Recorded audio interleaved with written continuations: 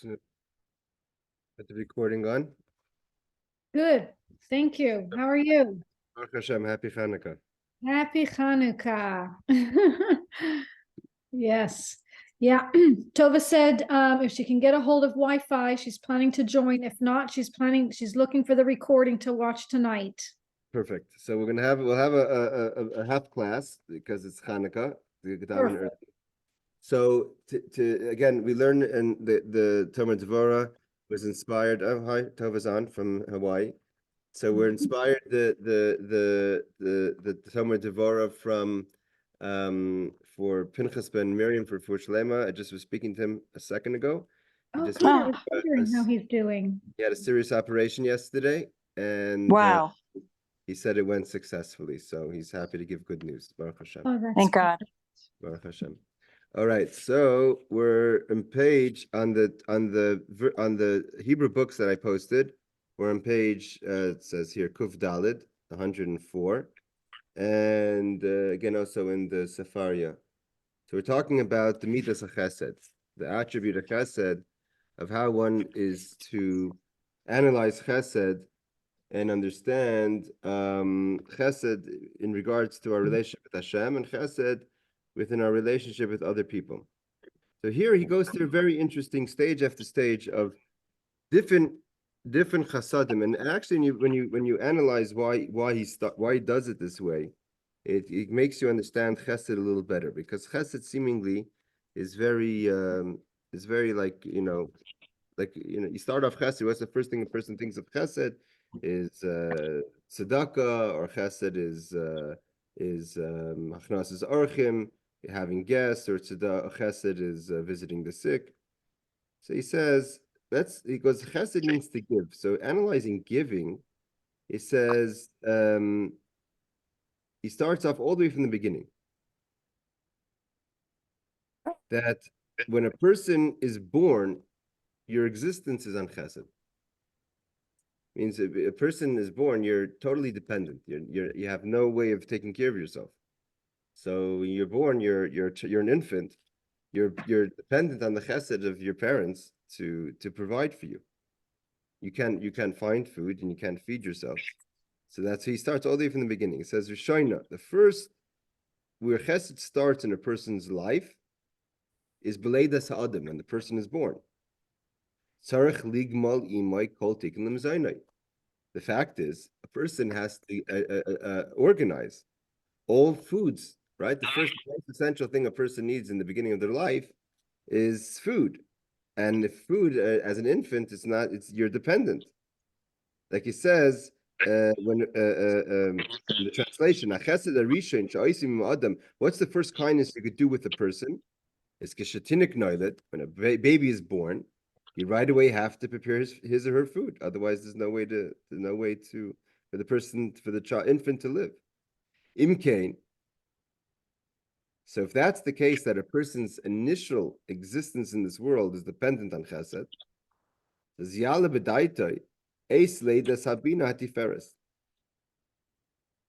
so he's right away going into the birth of things. And so if the birth of a person is the first step of Chesed, and what does it mean Chesed? You have to provide for the infant. So too, when the Tiferes is born, what's the Tiferes? Tiferes is Torah. So Tiferes is also the level of Torah based on understanding. Tiferes means Bina, understanding of Torah. And it comes from knowledge. There's the information, there's the laws, there's the structure of Torah. So when a person has gives birth to understanding of Torah, which is the basis and the guideline of our life, so that's like the giving birth of Torah is like giving birth of a child. And what do we say when a child is born? It's a chesed, it's a kindness. Its survival is based on kindness. So it says, we read in last week's parsha that when Rachel gives birth to Benjamin, so at the moment of birth is when it gets very difficult and she dies in childbirth. So it says, Vayhi b'hak shoisa belidata, when it became very difficult at the moment of birth, so the outcome of it was din, judgment. What's judgment? She died. So therefore, when you give birth to an idea, he says an amazing thing. So mitzad hadin chas v'shalom, a person could go automatically to judgment. He's saying that you could learn this on many levels. You can learn this on the Ramak is talking about how a person should learn Torah in general. We know, like the house of Shammai and the house of Hillel. The house of Shammai always looked at it towards the din, towards the gvura, and the house of Hillel always looked to the chesed. When something is permitted or not permitted, most of the times the house of Hillel said it's permitted, and most of the times the house of Shammai, in a question of a subject, said it's not permitted, it's prohibited. So when an idea gives birth, the question is, what is your initial response to anything, like new information, or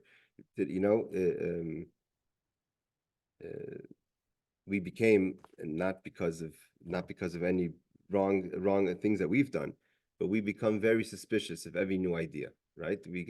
When someone says something, we say, is that person really a person who likes Jews, doesn't like Jews? Is that an anti-Semitic statement? Is that a positive statement? We become very suspicious of anything that someone says. And you speak to most people, and they're very suspicious of artificial intelligence because it's a new idea, something that's new. Right away, we're suspicious of new ideas. So it says when a person gives birth to a new idea, the initial reaction is mitzad hadin. We go to chas v'shalom. He says, God forbid, we lean towards judgment. And if every time you come up with an idea, right away your initial response is to be negative. What does it mean? Like anytime someone could say something, you're in a meeting, right? Someone could say something. It's a new idea. Hey, Harry, it's a new idea to you. So you may say to yourself, if it's a new idea to me, you right away become negative towards it. You right become negative towards the idea, or if you're introduced the idea, you introduce it in a negative way. The Ramak is saying is that when a person gives birth, giving birth is something fresh, a new idea. And you give birth to a new idea, a person can have a tendency to go towards judgment, to be harsh. And then you give birth to something that's difficult. And the birth is a difficult birth. He says, therefore, a person must institute when a fresh idea comes to the form. And when you're giving birth, it should come to the right side. That should come to chesed, to the positive. That the child should have no blemishes. Because the Ramak says that a person who's negative on any idea is gonna blemish the idea. A child is gonna be blemished if your approach to it is going to be negative. And if your approach to an idea, it means you can learn this in many ways. You can learn this in how you interact with people, right? If a person says something, you have to right away come down hard on them. No, it's not a good idea. Negative, that's not good. Overridden. We don't want to do this, right? People don't want to accept a new idea. So then you could blemish that the child is not going to come out healthy. The idea is not going to come out healthy. Like it says, we say about Hashem, Kedamrinam, we say this in our prayer. We say in Rosh Hashanah, like he says, this is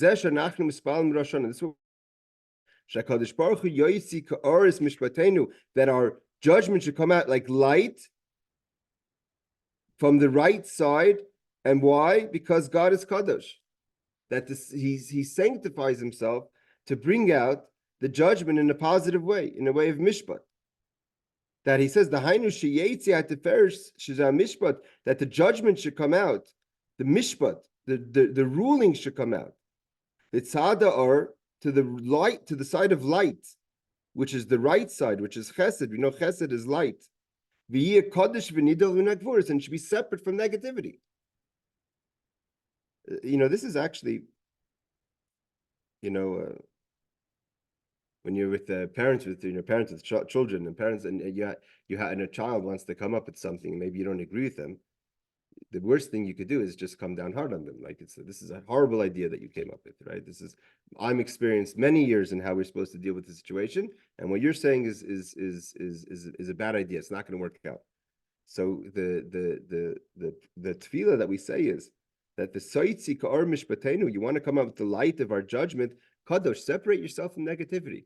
Don't bring negative reaction to when someone tries to come up with an idea. And when someone, it says it's very simple. It's a very simple solution, a very simple strategy of interaction with people, whether it's children, whether it's colleagues, whether it's in your relationship with your spouse, that you could right away jump to being judgmental, and what upsets someone very much is when it's not so much that the idea is right or wrong, it's the jumping on it and making it negative, right? When someone says right away it's a bad idea, hear me out. I mean, maybe it's not such a bad idea. Maybe it is a bad idea, but at least give me let me say it out. I mean, a birth comes through. To give birth to the idea, what does it mean? A person wants to do something, wants to change something, wants to add something. And by coming right away and making a judgment call on it in a negative way and bringing it into the negative, the Ramak says chas v'shalom, you're damaging the child. And what is the child? You're damaging the idea, or the child literally, the person who's coming to you with the idea. When if you just by being judgmental, and he calls it chas v'shalom, he says Kadesh, separate yourself from doing that. You have to be chesed. The first initial reaction should be to the positive. And if the idea is a bad idea, obviously, doesn't mean that every idea is a good idea. Plenty of people have bad ideas. Most ideas are actually bad ideas. But it doesn't mean that your initial reaction at the moment of the birth of the idea, you have to come off hard. You should be let it take its course. He says, he continues, the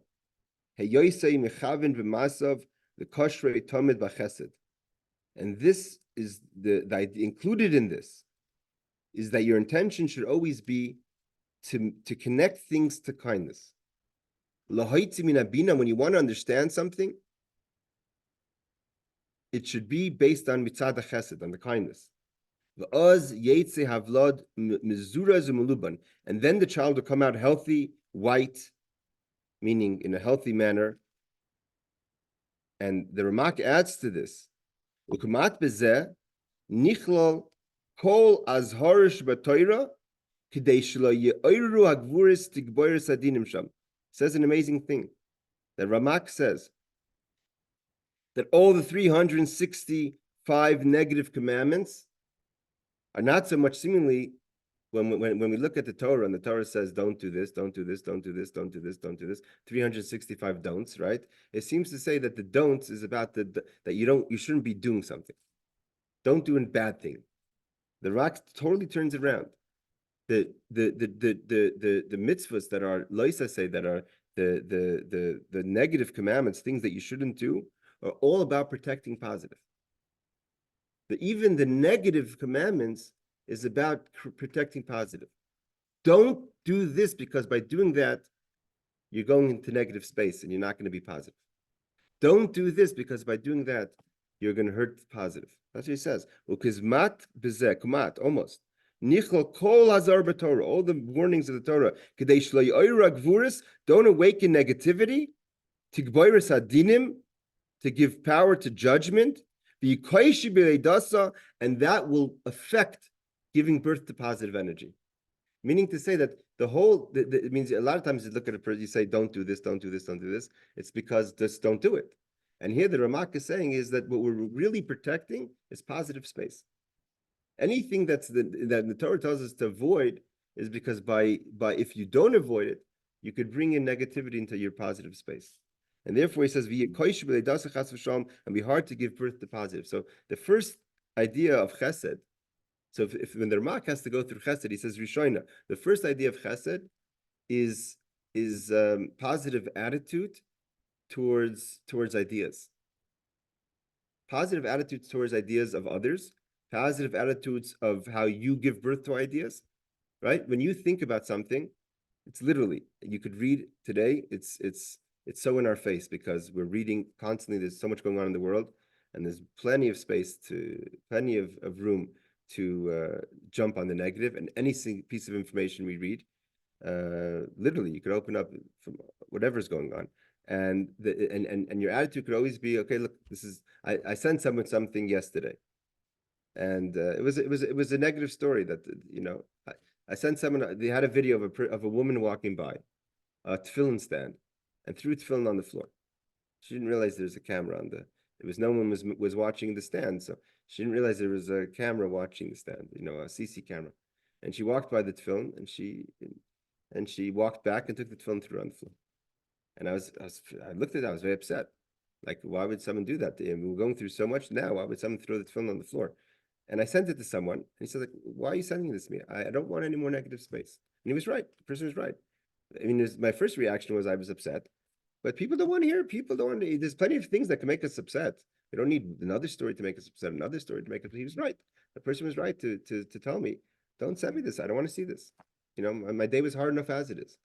So the idea is when we it's very easy to give birth to negativity. It's very easy to think negative, a negative reaction to everything, to have an instinct towards negativity, to have, and he says, it's an amazing thing, like I said, he says that all the 365 negative commandments is only to preserve positive. Because by going into that negative space, it's going to bring you to negative space, and it's going to harm positive attitude. Positive attitudes in our avodas Hashem, in our service with other people. So that's the number one. He says the number one rule in Chesed is attitude. How do we approach how do we give birth to information? How do we respond? How do we respond to information that's given to us? How do we ourselves initiate information? How do we, in our own minds, how do we process information? It's up to us to choose if we're going to go with the negative or the positive. That's the rule number one in Chesed. Okay, this is before tzedakah. This is before having guests. This is before everything else. Its number one rule is to at the moment of birth, the moment when something comes into our first birth is the first reaction we have to anything. That the first reaction should be positive. Number one. You know what? A lot of times it says there's 8 ways of giving tzedakah. I remember Shlomo Carlebach tells a story that he went to the Kotel, and he says he went to the Kotel, and he's like, one person approaches him for tzedakah, the next person approaches him for tzedakah, the next person, like, he's trying to make his way to the wall to daven, and maybe his early years, he was just getting to the wall, and he says he couldn't get to the wall. Every time he tries to daven, someone approaches him for tzedakah. So finally, someone taps him on the shoulder, and he exploded at him. He couldn't take it anymore. He exploded at him. He goes, just let me daven. He goes, no, I'm not asking you for tzedakah. I'm an old friend. You don't remember me? We were classmates.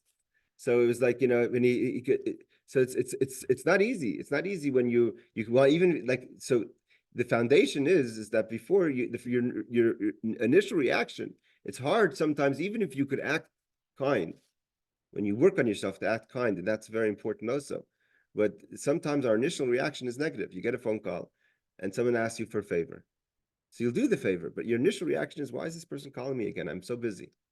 Right? So that's our initial reaction sometimes to things is negative, even if we act positive at the end.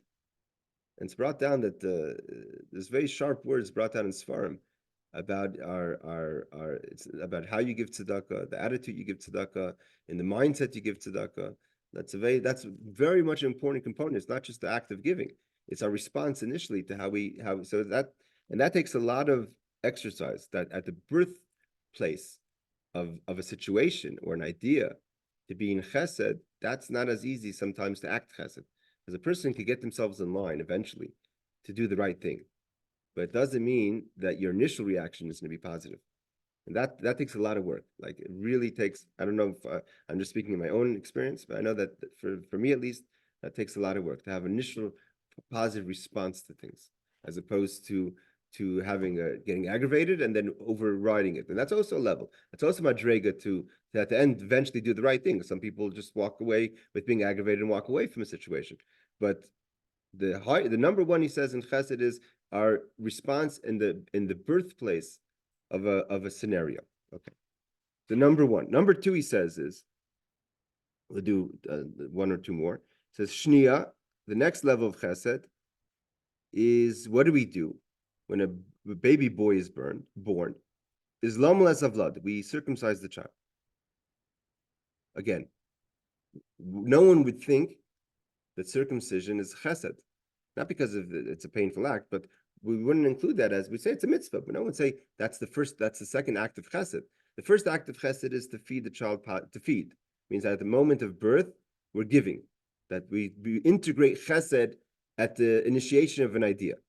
The second thing is he says the second thing of Chesed is to circumcise the child. Why? For obvious reasons. The child is not at 8 days old, has no way of circumcising himself.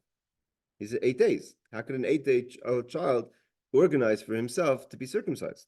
So that's a chesed. This child is totally dependent at that point on you to take initiation as a father or parents to organize the circumcision of the child. So that's called a chesed, because the child, as a Jew, wants to be circumcised, but has no ability to be involved in making the decisions or the preparations for circumcision. So that's a chesed. So the second level of chesed is lamul esavlad, to circumcise the child. And again, it doesn't only apply to parents. We know the halacha is that the bezdin is responsible in a situation where the parents are not able or don't. To do it all organized properly with its commandments, meaning that everything should be done properly. So he says, why is this a chesed? So the chesed is also because, not only because the child can't do it, because every day after 8 days old, their child is not circumcised, the child is considered an orel. And an orel means that he's going to go into explain what this means in a spiritual sense. But an orel is a person that is still attached to negativity. So in the example of interaction of people, is when a person's holding its, there's certain people that are unable to get rid of their own negativity. To take off the foreskin is to get rid of negativity. Certain people don't have it within themselves to get negativity out of their own life. They can't do it. They're incapable of doing it. Like an 8-day-old child is incapable of organizing his own circumcision. There's certain people who are incapable of getting rid of negativity out of their life. And they're dependent. It's a chesed. They're literally dependent on others to help them get out of their own personal negativity. It says shnia, the second level of chesed, is lam lasavlat. You have to circumcise the child. Hainu, what does it mean? Lasis kitikunek mitzvaysev. To do it properly. What does that mean? She says like this: Shekol ezit tzad klipa v'orla hamitapeles el yisoid yom leisay. That what does it mean? You get rid of the foreskin at the point of the place of the person that's connected to their level of interaction. Yisoid is the part of the person, right? Yisoid is connection. In the Ramak says that the inability for a person to get rid of negativity is at the place where a person connects to other people, right? Where's the bris? The bris is in a place of connection. And some people are unable to get rid of the same place, the exact place where they're supposed to be able to interact with other people. They have over there negativity, bad energy that prevents them from having proper relationships with people. And they could be in a situation where they're unable themselves to be able to become pleasant people, be able to become people that could interact properly at the level of Yisoid. Yisoid means to be connected, kosher, to be connected. So you can't connect to people because you're still left with the foreskin of negativity that prevents you from having a healthy relationship with people. It says, Shekol ezitzat klipa, any part of negativity, for Orlan, the foreskin, hamitapeles al yisoid, that's at the foundation, meaning the place of the person of interaction, yomalesa, you have to help that person, get rid of it. Help the person to get rid of their emotional, spiritual foreskin. So they should be able to connect either to godliness, to holiness, to Torah, to human beings, to other people, to being pleasant people to be around. And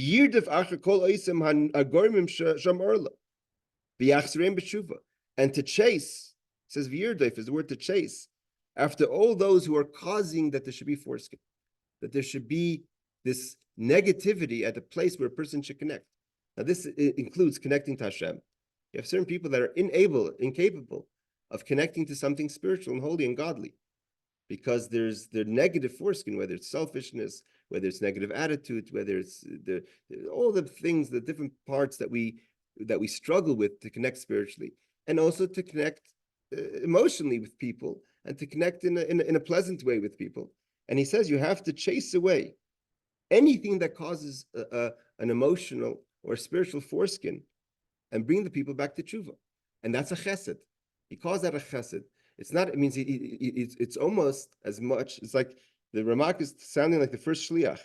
The person is incapable, like an 8-day-old child, is incapable of dealing with getting rid of doing their own emotional bris. They can't do it. They can't connect with people. Some people need help, and that's the second chesed you could do to someone. First chesed is think positive. Have your first initial reaction is give birth to positivity. And then the next chesed you do with the person, he goes through the way a person's born, the process of a person's a lifetime. And the second level is helping a person get rid of their foreskin, get rid of their things that are disconnecting them from anything, godliness, people. But often he says in such a way, say molis arlis levavam, that when you get rid of the foreskin of their heart, of the Jewish people, that they should be able to feel and love Hashem,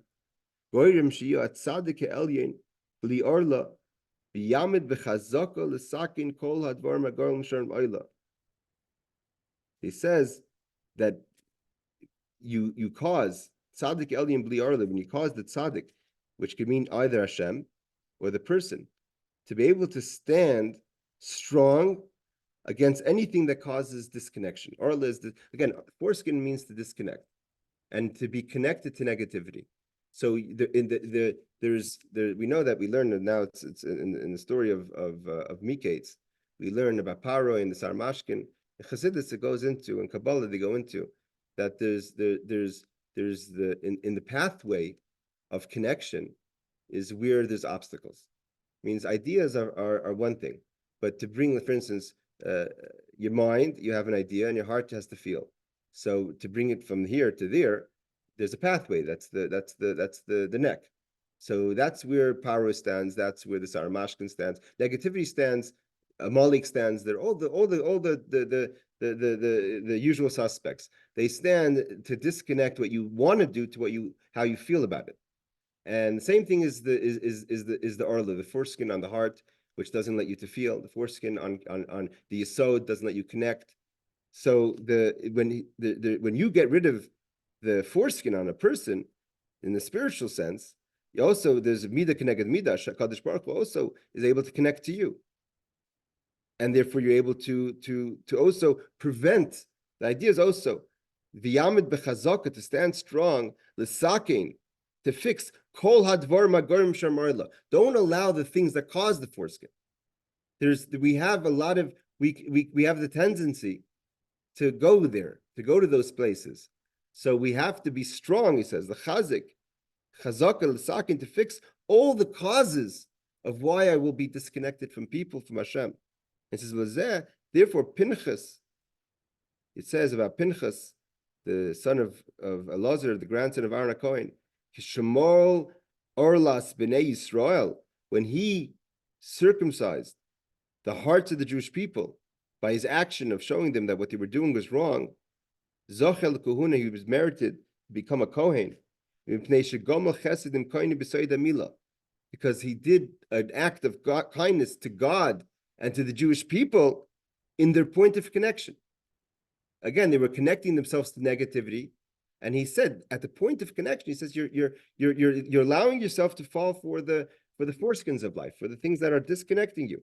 Shemol hayisoid mo'isei arla, he got rid of the foreskin of the yisod, of the foundation, and therefore he was able to have chesed, because that's a chesed. It's a chesed when you help another person get away from their own disconnect. Zochet, to be a person of chesed, which is a kohen, isha chesed. Mechein mizeh yilmad es kol shar midas chesed. He says this amazing thing. He finishes off. Mechein mizeh, from this you will learn as kol shar midas chesed. All the other rules of chesed that he's going to go into comes from step number 2 of first getting rid of the foreskin around our place of connection, our place of relationship, of feeling, of connection, where we have things that are preventing it. And if you could do it for yourself is one thing, but Pinchas did it for the Jewish people, like a father does it for a child, and sometimes we have to do that for our colleagues. When you see a person that's disconnected, when you see a person that can't connect to something holy, something godly, can't be a proper friend, can't be in a proper relationship. The foreskin is selfish. The foreskin is agenda based, right? You can't have an honest, pure relationship with someone. So the biggest chesed you could do is to help a person through that situation, because a person can't be in a proper healthy relationship as long as you allow for the foreskin of life to be there, and in the agendas and the selfishness be part of who you are. So the first thing is, and that's a chesed. Because that's a chesed number two. These are not our traditional opinion of understandings of chesed. We fall very easy. It's very easy to identify chesed as the next chesed. The next chesed he goes into, which we'll learn next week, is the chesed of bika cholim, right? Bika cholim makes sense. That's helping the sick. The fourth one is tzedakah. That's classic. Everyone understands that as chesed. The fifth one is guests. Having guests. That's Avram. Everyone loves to be. Some people. And then he goes into the fifth. I think the fifth one's. The sixth one is he goes through the whole process of a person's life. The sixth one is dealing with a person, a chesed shalemes, a person who passes away. That's a chesed. Everyone understands if you want to be involved in helping a person get burial. Achnasas kala, number 7. That's a big chesed. Making peace between people, that's a chesed. But he says before all that, he goes to 2 unconventional cheseds. Number 1 is, be a person, your attitude to every new idea should be positive. That's the first thing. A good sign to know if you're in a healthy chesed mode is how you initially respond to anything. What is your initial reaction to things? Do you go to the chesed, or do you go to the gvur, to the din? And the second step of chesed is the milah, is the circumcision, is helping either yourself or others to get rid of the foreskins that prevent you from having proper relationships, to prevent you from properly connecting to ideas, from prevent you that are standing either the foreskin of the heart or the foreskin of connection, the places that you're supposed to be connecting to others or to Hashem has the blockage that is agenda-based, selfish. That is, sometimes you feel you want to protect yourself, but you're not allowing yourself to be a true person of connection. And the biggest chesed you could do to a person is help a person, is to free a person from that. So that's tonight's little lesson. If anyone has any questions on that, this is a good time. Rabbi, Yeah, I'm listening. when that gal came by and knocked over the tefillin, Mm-hmm.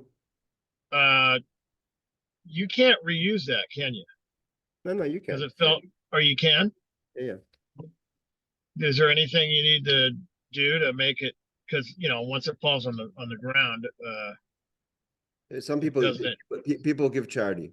You're supposed to give charity. Who gives the charity? The person who finds it, or the truth is, I should give charity. I saw it on tape. Oh, okay. All right. I was just curious about that. Yeah.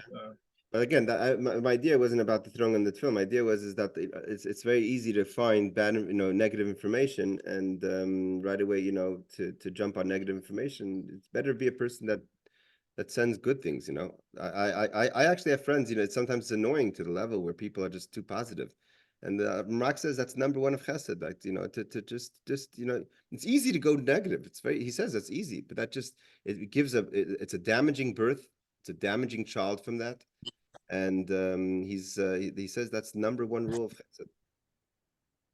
Well, everyone needs to be positive. Positive. That's why I have Ahuva as a friend. She texts me all the time on that. Right, Ahuva? Ahuva, right? You text me on that all the time. You show me the other side. She's she's the epitome of positive. Baruch Hashem. Yeah, thank God. But with the help of a lot of people and still a lot of hard work, like you said. But like that lady who threw the tefillin on the ground, that's almost like a test for us. Like, could we obviously our initial reaction, like you said, it's so hard to in the initial birth moment, right? It's what some of us can have that and then turn it around.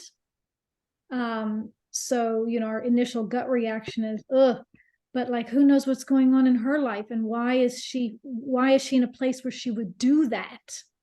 It speaks more about her, whatever pain or confusion or whatever that has her in that space. to do that.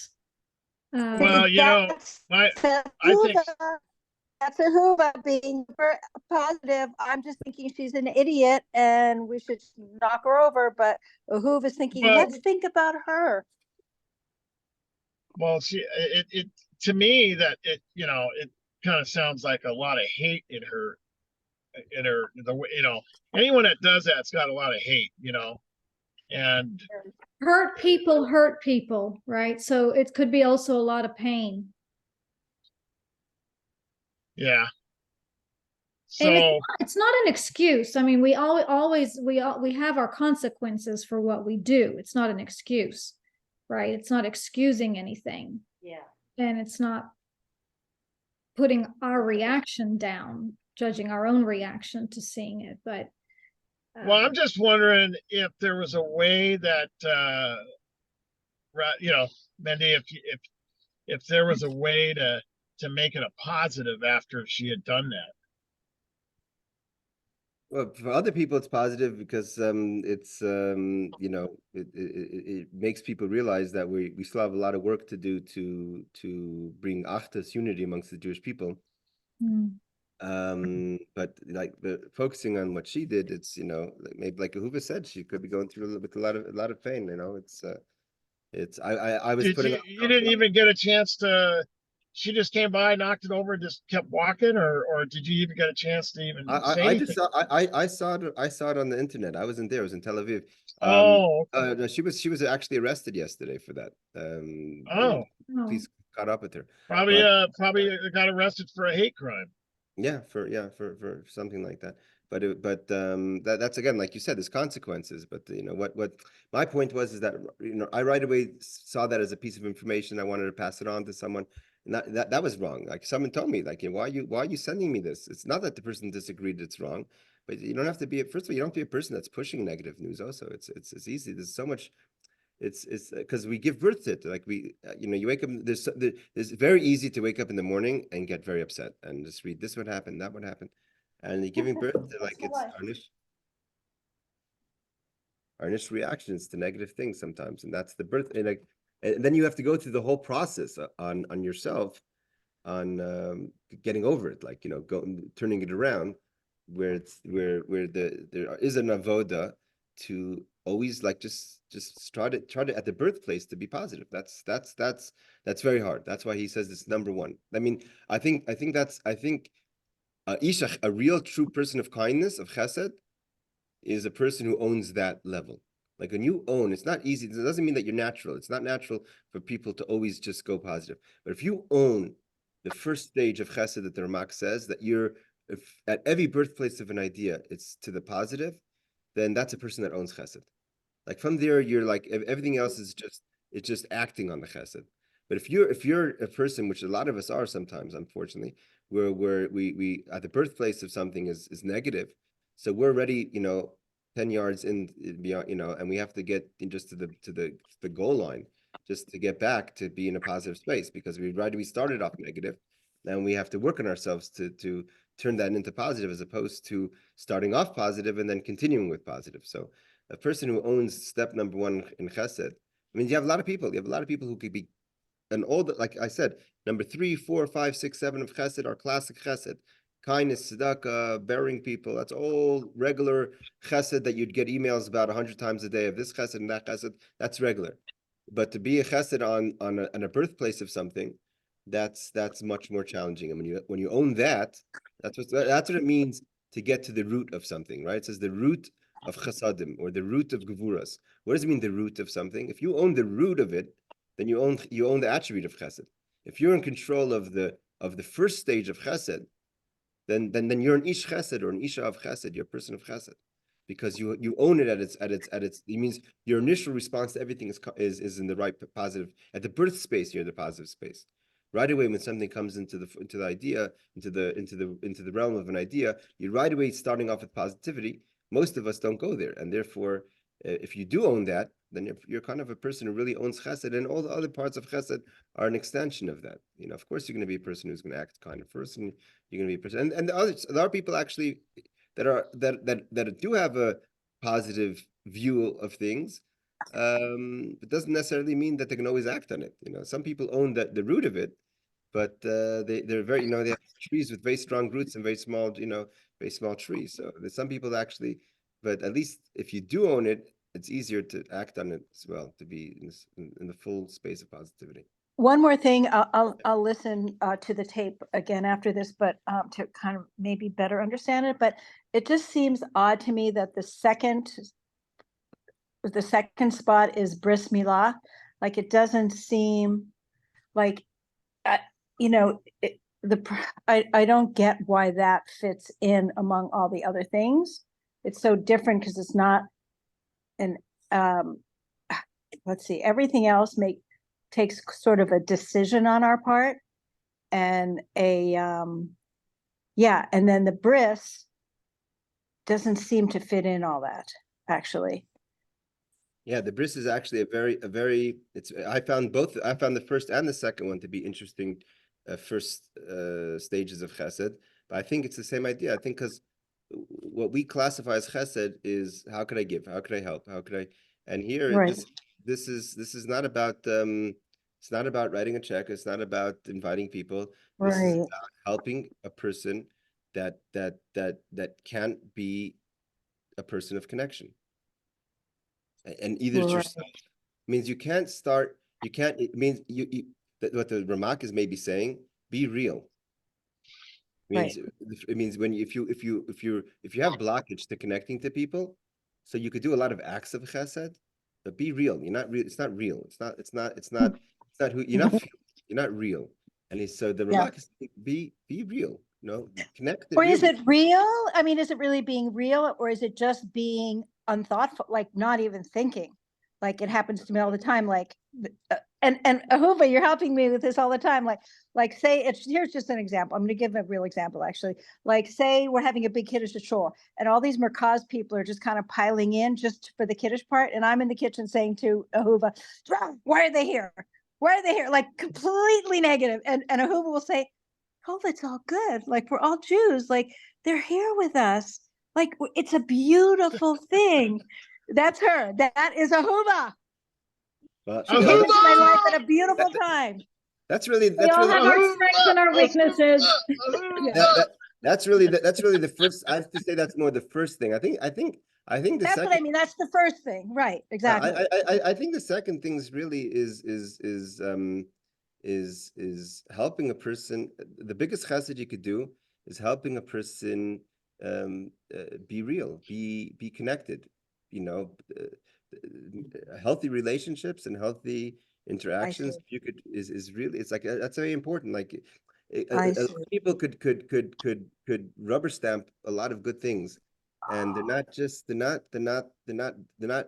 feeling. It's not real. It's not right. No, I get that now. Yeah. It's like to be real. Helping a person be real is a huge chesed. Like it's an amazing thing. A person should be part of it. Yeah.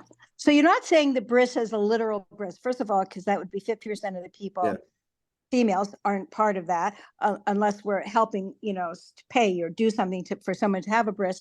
But it's really like it's the thought of having a bris, like removing the coverings of what would keep us from being able to have relationships. Yes, to connect. Yes. Okay, got it. Yeah. Perfect. All right, everyone. Thank you for this great class. And Hanukkah amazing class. Hanukkah Thank Sameach. you. Thank you. Bye. Bye.